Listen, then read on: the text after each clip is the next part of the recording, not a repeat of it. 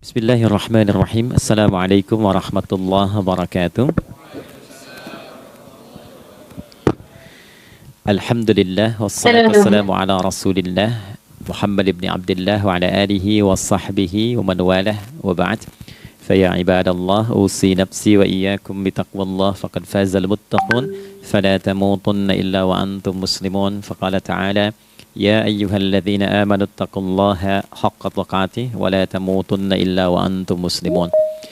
Keluargaku sekalian yang terhimpun di dalam Perbagas, Pertamina Gas, kita mengawali dengan bermohon kepada Allah semoga siapapun yang berada di ruangan ini atau terhubung dalam kajian ini, semoga senantiasa dijaga, diberkahi dan dilindungi dalam kebaikan oleh Allah Subhanahu wa taala.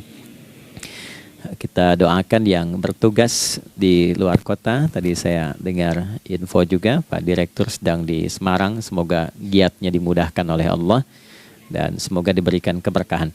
Ada satu bagian yang penting amanat Nabi di hadis Muslim pada satu sifat kepemimpinan. Bahwa di antara sifat pemimpin dan yang dipimpin itu harus selalu membangun kekompakan dengan nilai cinta dan doa. Ini yang sering dilupakan. Nabi pernah menyampaikan dan penyampaian ini, hadis ini didokumentasikan oleh Imam Muslim dalam satu kalimat yang singkat, padat tapi mengikat. Khiyaru a'immatikum man tuhibbunahu wa yuhibbunakum. Pemimpin yang baik itu adalah pemimpin yang kalian mencintainya dan ia pun mencintai kalian. Nah, membangun cinta itu salah satu jembatannya dengan doa.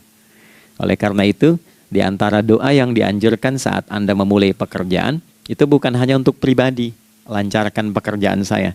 Tapi juga sehatkan pimpinan saya, pimpinan mendoakan sehatkan anggota saya, sehingga semua itu melahirkan sifat harmoni yang memberikan kenyamanan dan kebahagiaan dalam bertugas. Nah, izinkan saya mengawali dengan itu dulu, karena itu di antara sunnah yang seringkali terlupakan. Sehingga bekerja itu lebih banyak dilakukan dengan tekanan menyelesaikan tugas dibandingkan dengan rasa cinta untuk bisa memberikan nilai ibadah di dalamnya. Yang kedua, semoga sholat kita diterima oleh Allah Subhanahu wa taala. Nah, yang kedua ini tidak cukup dengan amin. Kita harus tahu dulu standar penerimaan itu seperti apa. Dan yang kedua, kenapa harus sholat? Ini poin pokoknya. Mengapa sih umat Islam itu cukup hanya misalnya dengan bersyahadat saja dipandang sudah berislam, lalu berbuat baik? Kenapa mesti ada sholat? Kenapa bahkan yang pokok sampai 5 waktunya? Dan jumlah rakaatnya pun diatur sedemikian rupa sampai teknisnya pun dijelaskan dengan rinci. Saking rincinya, bila ada yang menyimpang dari rincian itu, maka dianggap sholatnya tidak sah dan mesti diulang.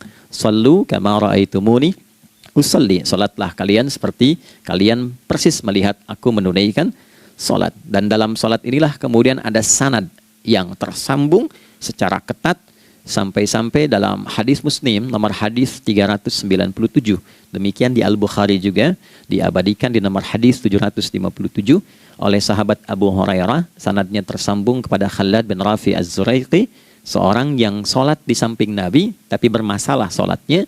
Lalu Nabi meminta beliau untuk mengulangi sholatnya. Sampai 3 kali peristiwa itu hingga beliau berkata, Ya Rasulullah au kama qala Alimni ma uhsinu ghairah. Ya Rasulullah, tolong ajarkan kepada aku karena aku tak punya pengetahuan lebih dibandingkan dari apa yang telah aku kerjakan. Nah, dari dasar ini melahirkan satu pertanyaan kritis ya, dan juga perlu argumentasi yang kuat secara syariah mengapa kita menunaikan ibadah salat. Baik teman-teman sekalian, karena waktu kita sangat padat ya, kita manfaatkan sebaik-baiknya. Saya mohon izin kajian kita akan lebih fokus kepada inti materi sehingga manfaatnya lebih banyak kita dapatkan. Salat satu-satunya amalan di dalam Islam yang mencakup 4 bagian pokok dalam beragama.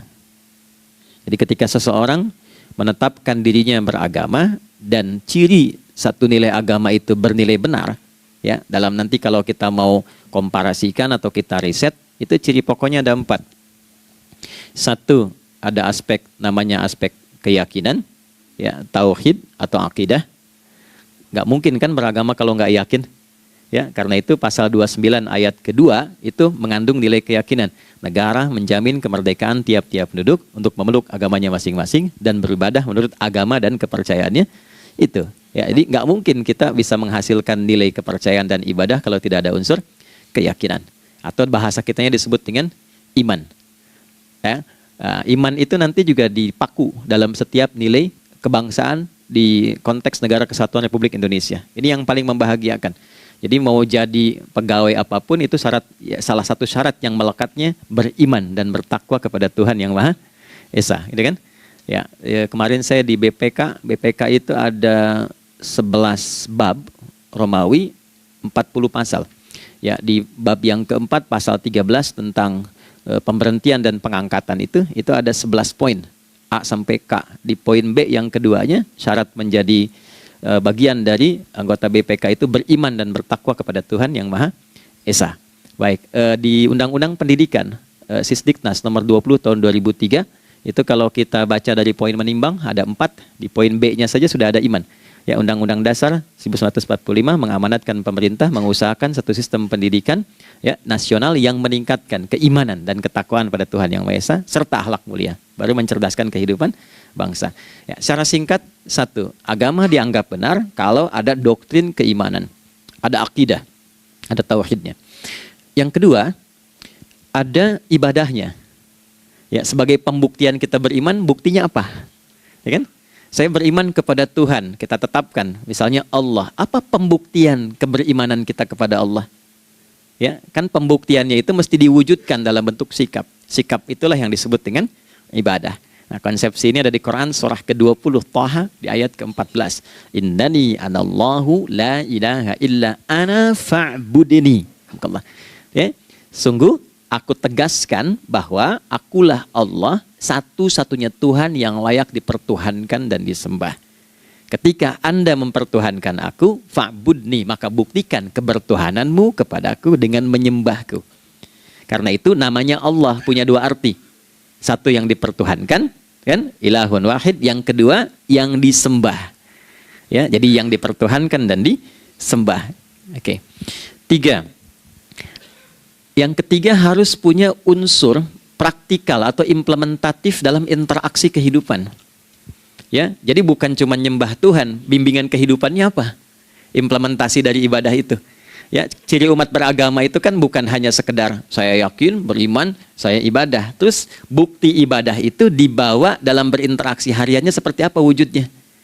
Ya, makanya ketika dulu orang itu jujur, orang itu bangga dengan kejujurannya bukan sebagai orang jujur, tapi sebagai muslim. Jadi ketika ditanya, kenapa Anda jujur? Karena saya muslim. Ketika ada seorang penggembala di Sahara yang sangat gersang, diuji oleh Umar bin Khattab, ingin diambil kambingnya, kan kisahnya viral kan? Baik ya? Oh, tapi ini bukan punya saya. Bilang aja pada tuan Anda, kalau kambingnya hilang satu dimakan serigala. Lantas di mana Allah? Jawaban itu yang menggetarkan kepada jiwa. Jadi kebenaran yang diungkap dengan sikap kejujuran itu implementasi nilai beragama. Nah, jadi praktek ibadah ada di muamalah. Oke, satu akidah. Akidah dibuktikan lewat ibadah, ibadah diimplementasikan dalam muamalah. Itulah sebabnya nanti seluruh bagian tubuh kita ketika digunakan untuk bersifat dan bersikap, itu ada tuntunan iman di dalamnya. Oke? Misal, saya tanya begini ya, ini mukaddimah ya, kita belum mulai nih. Saya tanya gini, apa fungsi mata? Tuh kan, sudah keliru kan? Nah, kalau hanya melihat, hewan juga melihat. Ya? Coba kambing melihat, ya kan? Elang melihat. Lalu apa bedanya fungsi mata kita dengan mata hewan? Ternyata ketika kita meriset ayat-ayat Al-Quran terkait dengan fungsi tubuh kita, itu rata-rata dibuka dengan iman dulu. Quran surah 24, surah Cahaya, ayat 30 untuk laki-laki, 31 untuk perempuan. Qul lil mu'minin. Ya Muhammad katakan, viralkan pada pria-pria yang menyatakan dirinya telah beriman. Yaghuddu min absarihim, gunakan pandangannya itu yang dibimbing oleh imannya untuk melihat yang baik saja menurut standar imannya. Jadi kalau menurut imannya tak baik, nggak boleh dilihat. Karena itu ketika Anda sudah mengatakan asyhadu an la ilaha illallah, asyhadu anna Muhammad Rasulullah, kalimat itu dari lisan turun ke hati, Itu jadi cahaya ke bagian tubuh kita. Makanya ketika Anda melihat, itu ada cara pandang tertentu yang dibimbing iman. Standarnya beda dengan tanpa iman. Kalau nggak ada iman, semua mungkin terlihat. Tapi ketika ada iman, hati kecil Anda akan bicara, ini nggak baik. Palingkan. Nah, memalingkan dari yang tak baik menurut iman, itu namanya ghaddul basar. Oke? Perempuan juga begitu, setara. Wa kullil mu'minati yaghdudna min absarihinna. Dan katakan pada setiap perempuan yang menyatakan dia beriman, maka gunakan pandangan itu dengan bimbingan imannya. Ketika tak baik menurut imannya, palingkan. Ya, Anda lihat kajian di YouTube, terus ada iklan kan? Nah, terus menurut standar iman nggak bagus, itu otomatis akan nggak suka itu. Ya, pasti dipalingkan. Ya. Anda kalau naik pesawat ya, tugas keluar tuh, pertagas tugas keluar. Kalau pramugari lagi demo tuh yang dilihat pramugarinya apa demonya tuh. Nah, iman itu akan bekerja di situ tuh. Ya, palingkan tuh. Nah, sama dari mata turun ke, jangan langsung ke hati aja, ke lisan dulu kan. Ya, ke mulut kan. Itu mulut tuh ketika digunakan fungsinya, imannya disebut dulu. Ya, Quran surah 49 ayat 11 misalnya. Ya ayyuhalladzina amanu, imannya dulu. La yaskhar qaumin qaum. Ayat 12-nya la yaghtab ba'dukum ba'dha. Hai orang-orang yang telah menyatakan beriman. Kalau pakai alladzina disebutkan 1080 kali dalam Al-Quran, itu kalimatnya diksinya singkat, padat, mencakup semua tanpa sekat. Oke, jadi kalau laki-laki, perempuan, tua, muda, besar, kecil, beda strata, duniawi, itu semua tercakup di dalamnya. Hei semua yang telah menyatakan beriman, gunakan imanmu untuk membimbing lisanmu bertutur. Kalau masih merasa punya iman, jangan gunakan lisan untuk mencela merendahkan orang. Untuk bergibah, membuat hoax. Didetilkan oleh Nabi kalimatnya jelas. Man kana yu'minu billahi wal yaumil akhir falyakul khaira aw liyasmut. Siapapun. Nah, dari alladzina ketika dirinci pakai man. Ya, man itu bentuk tunggal, ya, personal, tapi maknanya general. Jadi kalau Anda, saya, kita baca ayat atau hadis ada man, posisikan Nabi sedang bicara ke kita. Ya, hei Adi Hidayat, posisikan Nabi bilang gitu tuh. Kalau engkau merasa beriman sama Allah dan yakin dihisab di hari kiamat, jaga lisanmu. Katakan yang baik dengan bimbingan imanmu, tak mampu engkau diam. Jadi cukuplah suami istri itu menggunakan satu hadis ini, pasti sakinah itu muncul dalam kehidupan rumah tangganya. Ya, itulah sebabnya kenapa sakinah didahulukan dibanding mawaddah. Hati-hati ya, Mbak, walaupun namanya sakinah nggak ada ini nggak akan datang tuh ketenangan tuh. Ya, ada yang tahu nggak rahasianya? Kenapa sakinah duluan dibanding mawaddah? Ya, 5 juta. Ya, waktu habis karena padat sekali. Maddah jamaknya mawaddah, rasa kasih yang tumbuh dari pemberian materi. Jadi kalau rumah tangga itu ingin cenderung pada kebahagiaan, boleh berbagi dengan materi. Ya, istri cemberut, ya, Anda datang dengan senyuman, sayang, kenapa? Ya, ini emas 2 kilo, ya. Nah itu pasti sehat lagi tuh. Ya, itu mawaddah. Tapi maaf, walaupun Anda mapan bekerja, harta cukup melimpah, ruah, tapi tidak ada ketenangan di rumah tangga, tidak ada sakinah, maka hampa kehidupan rumah tangga itu. Itulah sebabnya kenapa di Quran sakinah lebih dulu dibandingkan dengan mawaddah. Saya tanya ibu deh, ibu pilih mana? Kaya tapi gelisah atau miskin tapi tenang? Oke. Saya paham itu. Saya paham. Suami juga sepakat semua ya. Artinya apa? Kita nggak bisa menghilangkan unsur ketenangan. Oke, itu hanya pembuktian argumentatif ya. Supaya kajiannya lebih kepada argumen. Jadi ada akidah terkorelasi dengan ibadah, implementasinya di aspek muamalah. Nah, nanti cara bermuamalahnya diatur lewat akhlak namanya. Bagaimana bermuamalah yang baik? Kan Anda, maaf ya, berekspresi kepada pimpinan dengan kawan kan berbeda. Oke, kepada orang tua dengan anak kan lain. Nah, yang mengatur interaksi kita sehingga terjalin harmoni yang baik, itulah yang disebut dengan akhlak. Nah, 4 poin inilah yang menjadi inti dakwah Nabi SAW ketika diutus oleh Allah Subhanahu wa ta'ala. Memastikan 4 ini bisa optimal kita lakukan dalam kehidupan. Bonusnya yang kelima, selalu meningkatkan inovasi sehingga selalu mendapatkan hal baru dalam kehidupan. 5 ini digabungkan di Quran surah kedua Al-Baqarah di ayat 151. Kama arsalna fikum rasulam minkum yatslu alaikum ayatina. 1. Oke, wa yuzakkikum 2, akhlak, wa yu'allimukumul kitaba 3, wal hikmah 4, 5, wa yu'allimukum ma lam takunu ta'lamun. Kelima-limanya ini digambarkanlah dalam bentuk ibadah yang melatih kita sebagai pondasi awal menuju dan memantapkan 5 hal ini, yaitu sholat. Itulah sebabnya kenapa sholat yang pokok dilakukan 5 waktu dalam sehari untuk mewujudkan 5 hal ini dalam kehidupan, dan satu-satunya ibadah yang mengumpulkan 5 aspek ini dalam prakteknya hanya sholat. Hanya sholat. Oke, mari kita detilkan, kita rinci, dan di sini kita akan mulai kajian kita. Yang tadi mukadimah ya. Baik, kita punya 30 menit. Wah, padat sekali. Bismillahirrahmanirrahim. 1. Sholat adalah perwujudan iman seorang hamba. Karena itulah kalimat sholat pertama kali disebutkan dalam Al-Quran, itu letaknya setelah kalimat iman. Al-Baqarah ayat 3, Alladzina yu'minuna bil ghaibi wa yuqimunas sholat. Orang-orang yang telah menyatakan beriman dan konsisten menjaga imannya.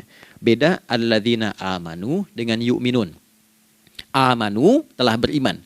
Tapi kalau dia komitmen dan konsisten terus menjaga imannya sampai saat dia berpulang pada Tuhannya, maka berubah nanti bentuknya kalau di bahasa Arab jadi mudhari'. Kalau di bahasa Inggris kan tuh punya 3 arti, present, continuous, and future. Jadi kalaupun sekarang terus berlangsung sampai masa depan pun saya tetap akan beriman. Nah, pembuktian untuk menjaga iman itu pembuktian utamanya pada sholat. Itulah sebabnya satu-satunya amal ibadah dari rukun Islam yang 5 itu, ya, satu-satunya amal ibadah yang disebut iman dalam Al-Quran hanya sholat. Teman-teman boleh buka Quran surah kedua Al-Baqarah di ayat 143. Ya, di pertengahan ke ujung ayatnya. Saya percepat. Wa ma kana Allahu liyudhi'a imanakum. Dan Allah nggak akan pernah menyia-nyiakan sholat seseorang yang dikerjakan karena imannya. Ayat ini turun, ketika ada terjadi pergantian arah kiblat. Dari yang tadinya semula ke Masjidil Aqsa, lalu berputar 180 derajat, beralih ke Masjidil Haram. Nabi sedang berada di luar Madinah. Madinah tempo dulu, wilayahnya nggak seluas cakupan sekarang. Oke, kalau diilustrasikan, area sekitaran Masjid Nabawi sekarang itulah Madinah lah. Di luar itu sudah di luarnya. Nah, Nabi sedang sholat, riwayatnya banyak menyebutkan, ada yang mengatakan zuhur, ada asar, ada maghrib. Di pertengahan itu turunlah Al-Baqarah ayat 144. Qad nara taqalluba wajhika fis sama' falanuwalliyannaka qiblatan tardaha fawalli wajhaka syatral masjidil haram. Maka berputarlah dengan turunnya ayat ini 180 derajat menghadap ke arah Masjid Al-Haram. Problemnya adalah ketika Nabi dan pengiring beliau kembali ke Madinah, area Masjid Nabawi, kan nggak semua masyarakat ikut. Maka virallah informasi itu bahwa kiblat telah beralih ke kiblat awal, yaitu Ka'bah Al-Musyarrafah. Maka penduduk panik pada saat itu. Status sholat kami yang tadi dikerjakan bagaimana? Karena sudah nggak bisa diulang, sudah pindah waktu. Maka turunlah kemudian firman Allah yang Al-Baqarah 143 itu, wa ma kana Allahu liyudhi'a imanakum. Karena engkau mengerjakan sholat itu dengan imanmu, maka Allah nggak menyia-nyiakan imanmu itu. Maksudnya apa? Walaupun arah kiblatnya tidak tahu mengarah kepada sisi yang belum berubah, tetap dihitung pahalanya sempurna karena imannya. Gitu. Nah, ini nanti yang menjadi landasan turunnya Al-Baqarah ayat 115. Walillahil masyriq wal maghrib fa aynama tuwallu fathamma wajhullah. Kalau Anda sedang tugas nanti di lapangan, lalu sulit menemukan arah kiblat. Aplikasi susah karena sinyal nggak masuk misalnya. Oke, kemudian juga matahari agak remang-remang sehingga sulit untuk terlihat patokannya. Maka dengan keyakinan, dengan iman itu, menghadaplah ke arah yang kita yakini, maka berlakulah Al-Baqarah 115. Di saat itu diterima amal ibadah kita sama dengan yang menghadap kiblat dengan dasar imannya. Oke, nah pengertian terbaliknya, mafhum mukhalafahnya, maka Nabi mengatakan, al-farqu bainal mu'min wal kafir tarkus salah. Beda antara orang yang beriman dengan yang belum beriman adalah pada sholatnya. Jadi kalau ada orang mengatakan sudah beriman dan tidak menunaikan sholat, ini artinya keimanannya belum diakui sepenuhnya oleh Allah Subhanahu wa Ta'ala. Jelas ya? Halo, kenapa sedih begini? Maaf, saya terlalu cepat nggak? Enggak ya, baik. Jadi dalam poin ini penting pembedanya di sholat. Itulah sebabnya kenapa dari kecil kan, usia sekian, dari mulai 3 ke arah 7 tahun contohkan. Ya, orang tuanya sholat bentangkan sejadah. Kalau bisa, kalau anak sudah mulai suka tuh kasih model sejadah yang anak-anak sukai bentuknya. Ya, dulu ada anak saya senang model mobilan, saya tidak sebutkan supaya tidak endorse gitu ya. Dikasih sejadah dengan pola itu, dia senang tuh ikutin. Kita nggak minta sholat, dia datang sendiri. Ya, nanti setelah mulai 7 tahun kan baru diajarkan dengan baik, diajak ke masjid kalau yang laki-laki. Demikian seterusnya. Ya, mengapa dari awal dituntun seperti itu? Untuk memberikan sebuah penguat bahwa penjagaan iman dimulai dari sejak dini. Ya, tapi di Indonesia saya perhatikan kelasnya sudah advance. Ya, TK sudah manasik gitu. Okay. Itu satu ya. Karena nanti kalau Nabi bilang begitu artinya akan terjadi orang mengatakan beriman tapi tidak sholat. Ya, makanya keras dari awal Nabi katakan bahwa pembeda antara orang yang beriman dengan yang baru klaim beriman itu pada sholatnya. Ya, pada sholatnya. Mengerjakan sholat maka sah status imannya, tidak menunaikan sholat maka bermasalah imannya. Itu poin yang pertama. Yang kedua teman-teman sekalian, ibadah. Kita lanjut ya. Sholat adalah bagian pokok terpenting dari ibadah. Nah, di sini kita akan mulai membuka sedikit rahasia terkait dengan aspek ibadah ini. Teman-teman sekalian, ternyata sholat ini ketika oleh Allah diturunkan dalam Al-Quran, dalam konteks penunaian ibadah, bukan berarti hanya mengkoneksikan atau mengkorelasikan hubungannya dengan iman saja, bukan. Karena saya beriman, saya buktikan ibadah nyembah Allah lewat sholat. Dalilnya Quran surah ke-20 ayat 14. Innani anallah la ilaha illa ana. Aku tegaskan akulah Allah, nggak ada Tuhan yang layak dipertuhankan dan disembah kecuali saya. Fa'budni, kalau Anda telah menyatakan beriman padaku, buktikan keberimananmu dengan menyembah saya dalam ibadah. Bentuknya bagaimana ya Allah? Teruskan ayatnya. Wa aqimis sholata. Tunaikan sholat sebagai bukti ibadah. Itu li dzikri, sebagai zikir kepadaku. Jadi korelasi antara ibadah dengan iman sudah kita sebutkan dalilnya. Sekarang ibadahnya tersendiri ketika ditunaikan, apa manfaat dari ibadah itu? Mengapa mesti ada 5 waktu? Dan apa turunan manfaatnya dalam kehidupan kita? Kalau kita mengerjakan itu, dampaknya kepada kehidupan kita apa? Nah, inilah indahnya di dalam Islam, dijelaskan dalilnya, diberikan contohnya, diberikan alasannya, dan yang paling indah, diberikan penjelasan dengan detail tentang manfaat-manfaatnya. Ini tidak ditemukan di dalam konsep keyakinan manapun. Kalau teman-teman boleh mau riset silahkan. Ada nggak satu keyakinan agama tertentu yang dari ibadahnya tuh diatur? Cara memulainya, bacaannya, detailnya, manfaatnya, waktunya, sampai dengan hasilnya, sampai kiamatnya. Ini menunjukkan bukan karya manusia. Bukan karya manusia. Kalau karya manusia setiap orang bisa buat itu. Ya, ketika ini menunjukkan bukan karya manusia, maka pertanyaannya dengan cara apa lagi Allah memberikan pembuktian pada kita bahwa Ia Tuhan yang hak yang harus kita sembah. Nah, kalau sudah paham, mari kita rincikan turunan tentang sholat ini. Kita mulai satu-satu teman-teman sekalian dari waktu sholat. Seperti kita ketahui waktu sholat ada 5. Tapi yang sering kita dapati dari yang 5 ini tidak semua orang mengetahui tentang makna dari nama dan pembagian di waktu ini. Yuk kita mulai rincikan. Sholat yang pertama namanya apa? Gak usah khawatir menang gak dapat hadiah kalau benar. Salah juga keterlaluan. Oke, 1 subuh. Dia satu-satunya nama sholat yang punya 2 nama ya. Subuh dan fajar. Oke, Pak Fajar, Pak waktu sholat. 2, zuhur. 3, asar. 4, maghrib. 5, isya. Oke, rumus hitungannya 24, 4, 3, 4. Ya. Rumus bilangannya 24, 4, 3, 4. Kalau mau tanya nomor koneksi dengan Allah, 24, 4, 3, 4, 2 subuh, 4 zuhur, 4 asar, 3 maghrib, 4 isya. Oke, pertanyaannya, apa artinya nama itu? Selama ini jangan-jangan kita hanya tahu namanya, tapi tidak memahami maknanya. Itu poinnya.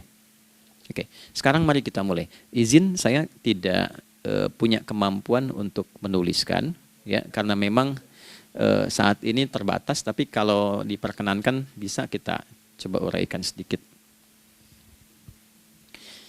Baik. Ya, bismillah, jazakallah khair. Mohon fokus baik-baik karena waktunya tinggal 21 menit lagi. Izin saya pastikan dulu ya supaya terlihat dengan baik. Ibu kelihatan di sana? Bagus. Saya kira tuh hanya di Sumbawa Barat. Ternyata di Pertagas pun perempuan-perempuannya imannya luar biasa. Maksudnya belum saya tulis sudah kelihatan. Imannya luar biasa. Oke, kita mulai dari yang pertama ya. 5 waktu sholat. Kita mulai dari 1 dulu. Subuh, teman-teman saya turunkan dulu ya. Izinkan saya tulis pakai bahasa Arab dulu supaya gampang. 1, dia punya 2 nama. Yang ke Arab ya. Kalau yang gini angka Hindi. Anda yang di admin di komputer pasti tahu. Ada Fajr. Kata subuh ditemukan di Al-Quran surah ke-81 At-Takwir ayat 18. Kalau keliru tolong diingatkan. Was-subhi idza tanaffas. Quran surah 81 ayat 18. Ya. Nggak usah di ilmu utak-atik ya. Oh ini kenapa 81 kalau dibalik 18? Ya, itu cocok logi. Ya, abaikan aja itu. Ya. Fajar agak banyak di Quran terkait dengan nama sholatnya ada di Quran surah ke-17 di ayat 78. Aqimis salata liduluki syamsi ila ghasaqil laili wa qur'anal fajr. Inna qur'anal fajri kana masyhuda. Yuk kita mulai ke maknanya dulu. Ingat rumusnya ya. Rumusnya ini selalu begini rumusnya. Aqidah selalu punya korelasi dengan ibadah. Ibadah selalu punya korelasi dengan muamalah, interaksi harian kita. Muamalah hiasannya adalah akhlak. Nah, barulah kemudian di sini muncul inovasi dalam kehidupan, hal yang baru. Hidup ya, yang mengacu pada 2 kebahagiaan yaitu dunia dan akhirat. Ya, konsepsi ini nanti ditemukan di Quran surah ke-2 Al-Baqarah ayat 201 dan menjadi doa paling favorit umat Islam Indonesia saat ini. Rabbana atina fid dunya fil akhirati. Oke, ya cukup. Subuh. Ini rumus dasarnya. Dari akidah kita beriman, pembuktian imannya lewat ibadah sholat. Apa hubungan sholat dengan aktivitas harian kita? Subuh asalnya terkorelasi dengan kata asbah. Oke? Asbah itu asalnya sesuatu yang sudah siap dengan rencana yang matang. Baik, orang Arab tuh kalau bertanya begini, kaifa asbahta ya akhi? Kaifa asbahti ya ukhti? Bagaimana kabarmu di pagi ini? Itu bukan hanya nanya kabar kesehatan. Beda dengan kaifa haluk, beda. Ya, itu bertanya, bagaimana kabarmu hari ini? Aktivitasmu bagaimana? Lancar, sudah siap, planning bagus, dan sebagainya. Ya, itulah sebabnya ketika Allah bersumpah dengan awal waktu, penandanya adalah planning kegiatan. Ya, was-subhi, dan aku bersumpah demi waktu subuh, awal mula untuk berkegiatan, idza tanafas, apabila sudah mulai bergerak, bersamaan dengan nafas yang keluar itu, maka sudah jelas rencana yang dibuat. Ya, jangankan kita, semua alam itu, semesta itu seluruhnya bukan hanya bertasbih, tapi beraktivitas dalam tasbihnya. Di waktu subuh, matahari sudah mulai bersinar kan? Ya, dan sinarnya mengambil manfaat loh. Mengandung nilai manfaat, memecah keheningan malam dan menghilangkan kegelapannya. Gelap mulai hilang, datang kemudian sinar yang memberikan kita bimbingan untuk beraktivitas. Tumbuhan dimulai waktu itu sudah mengeluarkan oksigen, menyerap karbon dioksida. Saya waktu di Utrecht, di Delft di Belanda, ya, saya coba ingin membuktikan. Kan adzan nggak terdengar keluar ya. Jadi sebelum waktu subuh itu saya keluar, kebetulan flatnya waktu itu dekat area hutan yang agak rimbun, enak gitu, udaranya bagus. Itu sebelum subuh terasa karbon dioksida. Walaupun cuma beda hampir 1 menit. Tapi begitu masuk waktu subuh, keluar kesegaran yang luar biasa. Oksigen yang keluar. Ya, ini kan nggak mungkin kalau kuasa Allah tuh nggak mungkin terjadi seperti ini kalau bukan kuasa Allah Subhanahu wa taala. Tapi poinnya adalah yang bicara begini Quran. Nah, sekarang yang ingin saya katakan adalah alam semesta dalam konteks seperti matahari, kemudian tumbuhan, binatang, ayam bahkan mulai berkokok, punya planning yang teratur. Masa kita makhluk yang dihisab tuh nggak teratur? Nggak punya perencanaan? Maka subuh itu mengajarkan kepada kita, jangan sampai ada orang Islam yang punya keimanan, lalu menunaikan sholat, diajarkanlah oleh Allah, setiap masuk subuh itu harus punya agenda yang jelas. Planning yang terukur. Jangan terjadi mengaku muslim, beriman, tapi nggak jelas perencanaan hidupnya. Jam 7 mau di mana? Jam 8 kerjakan apa? Anda dari sini ketemu 7 ke 4, atau setengah 8 ke setengah 5, 8 jam kerja. Oke, berangkat jam berapa? Petakan di jalan macetnya di sebelah mana? Ukur sampai kantor tiba jam berapa? Apa yang mau dikerjakan di kantor? Itulah Islam, itulah subuh. Sehingga tidak ada satupun orang Islam di era Nabi mengajarkan beraktivitas kecuali terukur dan teratur. Bahkan Nabi memulai itu evaluasinya di malam hari. Sehingga turun di antara surah Al-Insyirah itu ada ayat yang tegas mengatakan di ujungnya, فَإِذَا فَرَغْتَ فَانْصَبْ. Evaluasi yang telah berlalu di malam hari. Evaluasinya menyeluruh sampai ke zikirnya. Dicatat nih.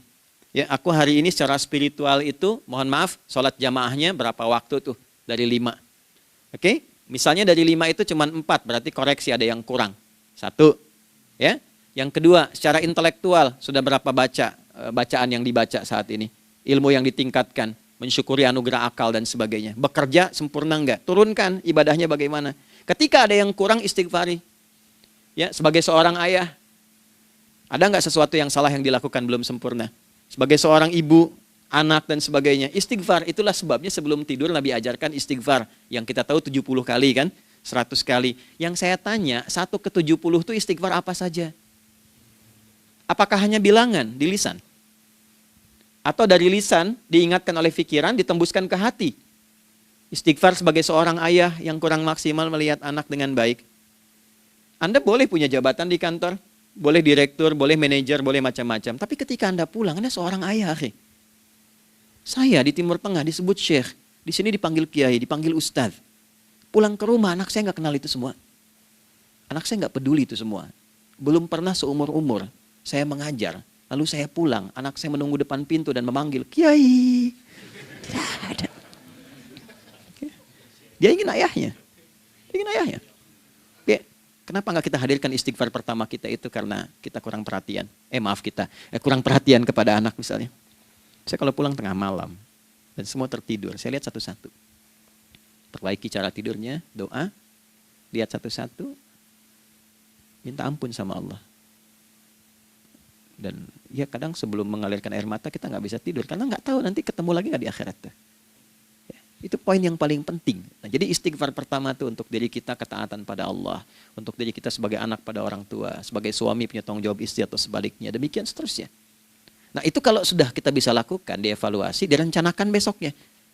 Fa'idha faraghta fansab. Direncanakan lagi yang berikutnya, besok mau ngapain, tulis malam. Kalau kita biasakan begitu tidurnya enak. Karena nggak ada beban, damai hidupnya. Dengan teman damai kalau ada perselisihan sebelum tidur. Ya. Jadi nggak ada orang mengigau itu masalah-masalah kehidupan dunia yang belum tuntas. Ini dunia saat terjaga bermasalah, saat tidur pun masih bermasalah. Gara-gara kamu nih, kapan istirahatnya? Ya. Nah, ketika kita bangun dari subuh itu, maka rencana yang sudah kita siapkan itu, teman-teman sekalian, dibawa menghadap Allah supaya minta kemudahan, minta kelancaran, minta pendampingan, minta bimbingan. Itulah sebabnya kita dipanggil sholat di awal waktu. Supaya rencana yang sudah kita siapkan itu minta taufiknya, persetujuan dan perlindungan dari Allah. Inilah yang menjadikan rahasia umumnya para sahabat memulai berkegiatan sejak dari masjid. Teman-teman boleh riset deh hadis-hadis tentang sholatnya sahabat dan kaitannya dengan syuruk dan pekerjaan. Rata-rata memulai dari masjid. Mereka tungguin, evaluasi, begitu siap, syuruk, minta sama Allah, berangkat. Saya mau kasih satu rahasia ya. Boleh jadi ijazah tapi ini diantara kita aja ya. Anda boleh lakukan, berangkat ke masjid itu dengan baik. Terus minta misalnya, ya Allah, kau perintahkan aku untuk berikhtiar, sekarang aku lakukan. Kau perintahkan aku untuk merencanakan, sekarang aku ikhtiarkan. Mohon lindungi, mudahkan, dan berikan bimbingan terbaik untuk mendapatkan hal yang wajar, halal, baik, dan kau ridhoi. Anda berangkat. Pulang. Sebelum nyampe rumah, mampir dulu ke masjid. Masjid terdekat dari rumah aja. Sholat 2 rakaat, gitu. Ya, sholatnya bisa sholat wudhu, tahiyatul masjid, dan sebagainya. Setelah itu pulang. Doa dulu habis sholat. Ya Allah, aku telah berikhtiar seperti apa yang telah Engkau perintahkan. Sekarang aku memohon rizki darimu seperti apa yang telah Engkau janjikan. Kalau dengan semua ikhtiar ini belum cukup menurunkan rizki darimu, maka mohon tunjukkan padaku saat ini dengan cara apa lagi aku mesti berikhtiar. Oke? Silahkan Anda pulang dengan suasana itu ke rumah. Dan lihat apa yang terjadi. Rasakan bedanya, bedakan rasanya, dan pasti terasa bedanya. Gak ada kesan yang lain pada jiwa. Jadi yang dibawa ke rumah itu bukan aura kantor. Bukan aura jalan yang macet. Tapi ada ketenangan, kenyamanan, dan kenikmatan. Kalau teman-teman mau pakai sunnah sahabat ini dalam dunia pekerjaan, dan Anda lakukan coba sehari ini saja, rasanya pasti beda. Ya, ini bagian pertama. Nah, ketika kita ingin datang menghadap Allah, dan mulai membawa rencana kita, kan perlu isyaratnya kan, kapan dimulai? Gak bisa tiba-tiba saya bangun jam 3 langsung sholat subuh, kan tidak begitu. Ya kan? Mesti ada satu sinyal dulu, yang dari sinyal itu ada feedback pada diri kita untuk merespon, gitu kan? Nah, pancaran respon atas sesuatu yang memancar akibat satu hal yang terjadi, kalau di gaya itu kan kalau ada gaya gerak, gaya dorong kan? Ya, kalau nggak salah F1 sama dengan F2 kan? Nah, gaya gerak sama dengan gaya dorong. Geraknya dikit, bunyinya kecil kan? Kencang bunyinya, kencang. Terus ada F berbanding lurus dengan P, hukum Pascalnya. Gaya berbanding lurus dengan tekanan, kan? Semakin banyak gaya, semakin tertekan. Nah, respon yang muncul ketika ada satu misalnya gaya, tapi responnya sifatnya materi sifatnya. Ya, misal kalau Anda mau mengebor air, kan? Kemudian keluar terpancar tuh dari bawah itu keluar misalnya air. Nah, itu namanya infajar. Infajar. Dalilnya Quran surah kedua ayat 60. Wa idzistasqa Musa liqaumihi faqulna idrib bi'asakal hajar fanfajarat min husnata asyrata aina. Nabi Musa kata Allah itu kaummu 12 suku minta mata air. Dan nggak tanggung, setiap sukunya minta satu, katanya supaya nggak rebutan. Maka Allah firmankan, pukulkan tongkatmu yang kayu. Lihat diksinya detil sekali. Pukulkan tongkatmu yang kayu ke batu itu, maka batu itu akan terbelah dan mengeluarkan pancaran 12 mata air. Ya, tongkat kayu dipukulkan ke batu. Batunya yang hancur. Karena Musa seorang nabi, gitu kan?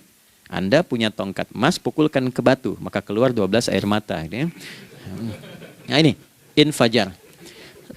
Kalau respon yang keluar itu respon buruk. Misal dalam nafsu, kan suka ada triggernya yang memancing respon, terus nafsu keluar kan? Ya, apa saja itu? Lihat gambar yang nggak bagus, nafsu keluar, itu kan? Lihat sendal bagus, nafsu keluar, macam-macam ya.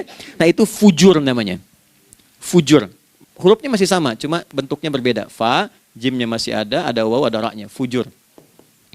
Quran surah 91 di ayat 7-10. Wa nafsi wa ma sawwaha fa'alhamaha fujuraha wa taqwaha. Fujur tembus ke nafas, nafas memerintahkan yang buruk disebut su. Nafas ketemu su jadi nafsu. Makanya nama lain fujur itu nafsu. Dalilnya Quran surah 12 ayat 53. Wa ma ubarri'u nafsi innan nafsa la'ammaratun bisu. Ya, la'ammaratun bisu'i illa ma rahima rabbi. Oke, nafas ketemu su. Teruskan. Tapi kalau pancarannya pada sifat yang baik. Oke?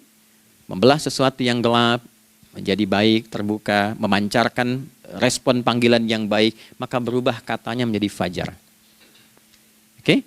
Matahari diperintahkan oleh Allah, diperintahkan membelah kegelapan malam. Keluarlah sinar pertamanya, disebutlah fajar. Kenapa? Karena ada respon kebaikan keluar darinya. Baik, perhatikan baik-baik. Quran surah kedua, ayat 187. Wa kulu washrabu hatta yatabayyana lakumul khaytul abyadu minal khaytil aswadi minal fajar. Itu untuk matahari. Kita lagi tidur enak-enak, sudah nyiapin rencana malam-malam. Tiba-tiba ada panggilan. Allahu Akbar, Allahu Akbar. Itulah tandanya hati kita mengkonfirmasi iman kita dalam diri kita. Cepat, sudah adzan. Pernah begitu? Nah, konfirmasi itulah dalam bahasa lain yang disebut dengan fajar namanya. Datang. Jadi waktunya matahari membelah disebut dengan fajar, konfirmasinya pun disebut dengan apa? fajar. Ya, jadi bersamaan waktunya dengan dua hal itu. Datanglah panggilan. Itu yang dimaksud Quran, hubungan iman dengan konfirmasinya sampai ke sholatnya ada di Quran surah 8 ayat 2. Innamal mu'minuna iman. Alladzina idza dzukirallahu adzan. Wajilat qulubuhum iman. Jadi begitu ciri iman itu ada dalam jiwa, dipanggil lewat adzan, kan? Allahu Akbar, langsung merespon, ya Allah sudah adzan. Walaupun setelah adzan ada lagi getaran, baru adzan belum qomat gitu kan. Nah, misal ya. Nah, tapi inilah fajar. Jadi maksudnya rencana Anda ini agak jarang dibahas ya. Mohon maaf, ilmu ini agak jarang. Jadi jangan Anda bilang saya bid'ah, bukan. Ya, bukunya ada, referensinya ada. Cuman karena jarang dikaji, jangan sampai kekurangan pengetahuan menghukumi yang tahu jadi salah gitu. Ini poinnya. Jadi saya kalau bahas satu masalah itu bukunya saya kumpulkan. Tafsir awal sampai akhir yang ada apa, buku-buku tentang sholat apa, baru kita keluarkan. Jadi bagian topik-topik tertentu yang dibahas. Problemnya ketika membahas tentang ibadah cuma dua. Satu tentang bacaan, doanya apa. Yang kedua tentang gerakan, bagaimana mengerjakannya.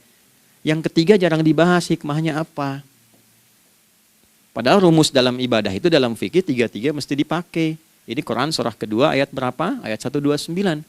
Rabbana wab'ats fihim rasulan minhum yatlu 'alaihim ayatika ini wa yu'allimuhumul kitaba ini wal hikmah ini. Barulah kita mendapatkan sesuatu yang baru. Ya. Ini wa yuzakkikum dan di 151 Al-Baqarah wa yu'allimukum ma lam takunu ta'lamun. Jadi ini bukan ilmu yang baru, bukan, belum tahu saja. Jadi selama ini yang kita kerjakan jangan sampai terbatas pada ritualnya saja untuk mencukupkan ini. Hubungan ritual dengan ini apa gitu. Ya, jadi subuh ini mengkonfirmasi bahwa ada satu keteraturan dalam kegiatan kita.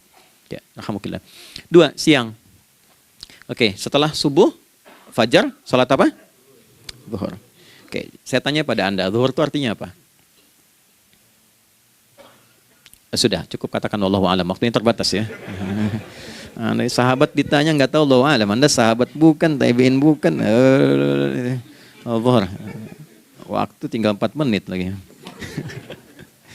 Oke, teman-teman kalau kita jeli, ini kan sholat dikerjakan di siang hari kan? Siang itu bahasa Arabnya nahar. Naharun itu siang. Tapi kenapa sholatnya zuhur? Kok nggak sholat nahar gitu? Ya, lohor ya, ini paksain tuh. Zuhur, lohor. Ya. Terus sore, biar nyambung cepat. Sore bahasa Arabnya kan masa. Masa al-khir, selamat sore. Kenapa kok sholatnya asar? Kok sholatnya namanya asar? Oke. Maghrib, isya. Isya kan malam kan? Kenapa nggak lail? Lail itu kan malam. Kalau ada yang istimewa di malamnya, itu lailah namanya. Makanya ketika turun Al-Quran disebut Lailatul Qadar. Karena malamnya istimewa.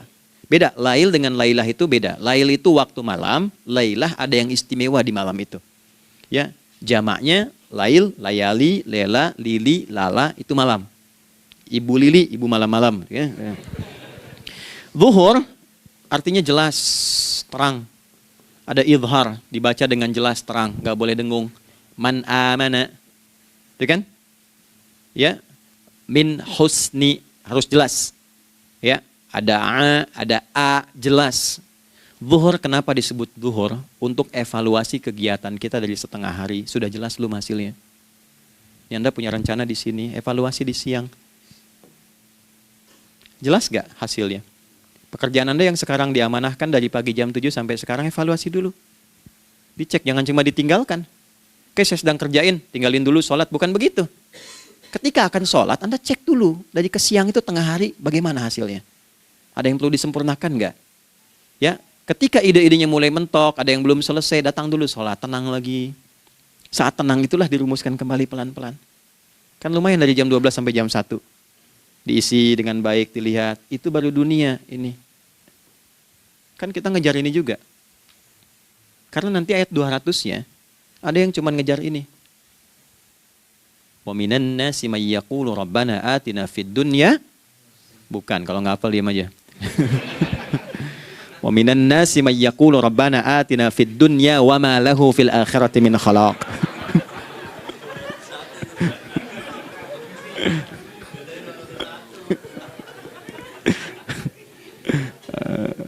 Nah, paham kan? Dan di antara manusia ada yang fokusnya hanya dunia yang dikejar, sehingga nggak kebagian akhiratnya. Padahal dia tahu dia mau pulang. Yang lebih aneh lagi, pengen pulang surganya Firdaus dekat dengan Nabi. Tapi tiap hari kerjakan dunia, dunia lagi, berangkat gelap, pulang gelap, terus meninggal gelap juga. Ini kan repot. Nah, maka mesti investasi kan. Anda kalau tugas keluar kan, apalagi keluar negeri kan hukumnya beda. Bekalnya pun tidak sama. Anda tugas ke Amerika, mata uangnya sudah beda, hukumnya sudah beda. Terus pengen pindah ke alam barzah, pengen hukumnya sama dengan dunia, mustahil. Ya, makanya dimensinya beda, keadaannya tidak sama. Baju yang dipakai kan beda. Barang-barangnya nggak sama. Makanya disebut telah meninggal dunia, meninggalkan semua yang melekat pada dunia. Pindah ke alam lain, persiapan menuju titik akhir yang tidak ada ujungnya lagi. Nggak ada pembuka lagi. Jadi sudah ujung begini, nggak ada ruang lagi yang lain. Itu akhirat namanya. Makanya di sini cuma dua pilihannya. Kalau nggak ke surga, nah itu. Ya. Apa investasi yang ada di sini? Maka siang itu dicek dulu. Pekerjaan jadi ibadah nggak? Tadi niatin ibadah nggak waktu berangkat dari rumah?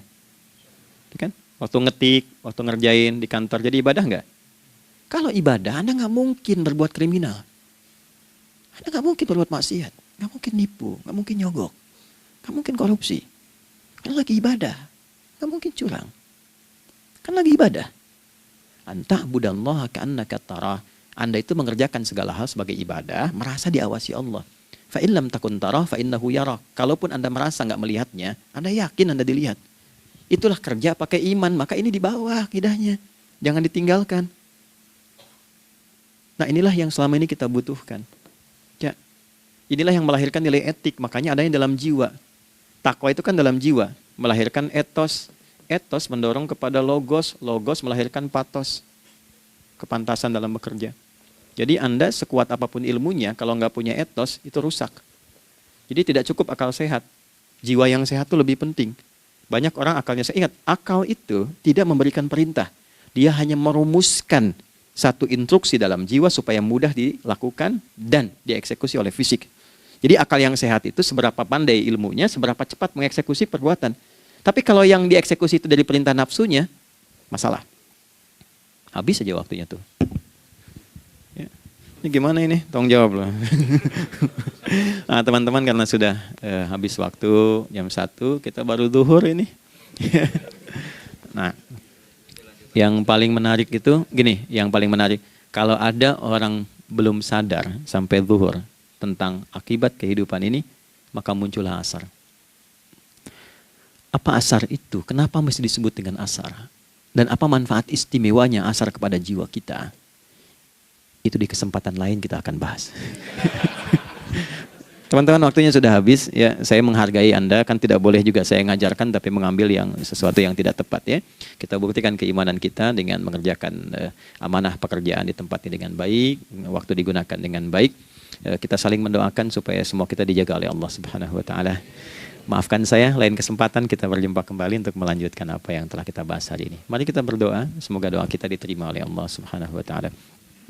اللهم تقبل منا إنك أنت السميع العليم وتب علينا إنك أنت التواب الرحيم نحمدك كما علمتنا أن نحمدك ونشكرك شكرا كما علمتنا أن نشكرك أنت المقدم وأنت المؤخر بيدك الخير إنك على كل شيء قدير. Ya Allah, kami memujimu seperti Engkau mengajarkan kami untuk memuji dan bersyukur atas segala nikmat-Mu seperti Engkau bimbing kami untuk mensyukuri segala nikmat-Mu.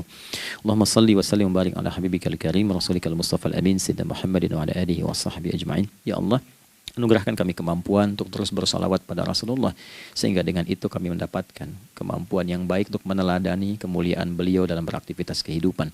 Rabbana la tada' lana fi maqamina hadza dhanban illa ghafartah. Ya Allah, jika ada pendosa hadir di ruangan ini atau terhubung dalam kajian ini, maka jangan biarkan ya Allah ia meninggalkan tempat ini dan kajian ini kecuali Engkau telah ampuni seluruh dosa-dosanya. Wala hamman illa farajtah. Ya Allah, jika ada satu di antara kami yang menghadiri kajian ini membawa kegelisahan, maka mohon tenangkan keadaan hatinya. Wala asiran illa yassartah. Jika ada yang sedang diliputi oleh kesulitan, maka mudahkan, ringankan dan hilangkan seluruh kesulitannya. Wala maridan illa syafaitah. Dan bila ada di antara kami yang diuji dengan penyakit, maka mohon angkat dan sembuhkan penyakitnya. Rabbana atina fid dunya hasanah wa fil akhirati hasanah wa qina adzabannar. Wa sallallahu ala sayyidina Muhammad wa ala alihi wa sahbihi ajma'in. Wa akhiru da'wana subhanakallahumma rabbana wa bihamdika nashhadu an la ilaha illa anta nastaghfiruka wa natubu ilaik. Walhamdulillahi rabbil alamin. Nasrun minallah, fathun qarib, wa basyir basyiril mu'minin. Terima kasih untuk semuanya. Mohon maaf kami langsung pamit. Assalamualaikum warahmatullahi wabarakatuh.